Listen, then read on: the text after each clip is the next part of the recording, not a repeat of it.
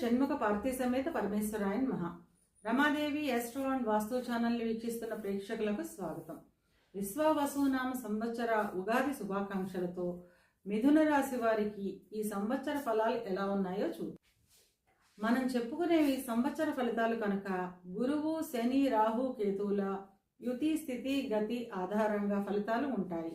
గురువు వృషభంలో సంచారం చేస్తూ మే 15వ తేదీన మిథునంలోకి ప్రవేశిస్తాడు. శని మీనంలో సంచారం చేస్తున్నాడు. రాహు మీనంలో సంచారం చేస్తూ మే 18వ తేదీన కుంభంలోకి ప్రవేశిస్తాడు.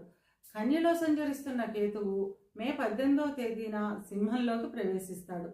ఈ గ్రహస్థితిని ఆధారంగా చేసుకొని మిథున రాశి వారికి విశ్వావసునామ సంవత్సర ఫలితాలు ఎలా ఉన్నాయో చిన్న చిన్న పరిహారాలు ఏం చేసుకోవాలో చూద్దాం. మృగశిర 3, 4 పాదాలు, ఆర్ద్ర 1, 2, 3, 4 పాదాలు, పునర్వసు 1, 2, 3 పాదాలు కలిపి మిథున రాశిలో ఉంటాయి. మిథున రాశికి అధిపతి బుధుడు. మిథున రాశి వారికి సంవత్సరం ఆదాయం 14, వ్యయం 2, రాజపూజ్యం 4, అవమానం 3. మిథున రాశి వారికి సంవత్సరం మిశ్రమ ఫలితాలు ఉంటాయి. సంవత్సరం మొదట్లో శుభకార్యాల నిమిత్తం అధిక ధన వ్యయం చేస్తారు. గృహ నిర్మాణాది కార్యక్రమాలు వాయిదా పడే అవకాశం ఉంటుంది. ఎప్పటి నుండో ఉన్న చిన్న చిన్న అనారోగ్య సమస్యలు తగ్గుముఖం పడతాయి. ఇక విద్యార్థుల విషయానికి వస్తే విద్యార్థులు చాలా కష్టపడి చదవాల్సిన అవసరం ఉంటుంది. చిన్న చిన్న అనారోగ్య సమస్యలు, మానసిక అశాంతి అధికంగా ఉంటుంది. ఎంత కష్టపడి చదివినా ఫలితాలు సంతృప్తికరంగా ఉండకపోవచ్చును. కనుక గురువారం రోజున దక్షిణామూర్తికి అభిషేకం చేయించడం ద్వారా ఈ ఇబ్బందిని తగ్గించుకోవచ్చును. విదేశాలకు వెళ్లే విద్యార్థులకి ఈ సంవత్సరం చాలా అనుకూలంగా ఉంటుంది. ఇక ఉద్యోగ ప్రయత్నం చేసేవారికి అధికంగా వాయిదాలు పడే అవకాశం ఉంటుంది. ఉద్యోగం చేస్తున్న వారికి కార్యాలయాల్లో చిక్కులు, సమస్యలు ఏర్పడే అవకాశం ఉంటుంది. లేదా ఇష్టం లేని ప్రదేశాలకు బదిలీ అయ్యే అవకాశం ఉంటుంది. ఉద్యోగస్తులకు ముఖ్యంగా చెప్పేది, ఇష్టం లేని ప్రదేశాలకు బదిలీ అయినప్పటికీ కూడా అంగీకరించడం చాలా మంచిది. లేకపోతే చేస్తున్న ఉద్యోగం సైతం చిక్కుల్లో పడే అవకాశం ఉంటుంది. ఇక ఉద్యోగ నిమిత్తం విదేశాలకు వెళ్లే వారికి లేదా విదేశంలో ఉద్యోగం చేస్తున్న వారికి ఈ సంవత్సరం చాలా అనుకూలంగా ఉంటుంది. ఇక వ్యాపారస్తుల విషయానికి వస్తే వ్యాపారస్తులకు లాభాలు కొంత తగ్గే అవకాశం ఉంటుంది.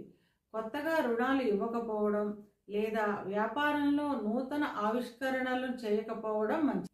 ఇక వివాహ ప్రయత్నం చేసేవారికి వాయిదా పడే అవకాశాలు అధికంగా ఉంటాయి.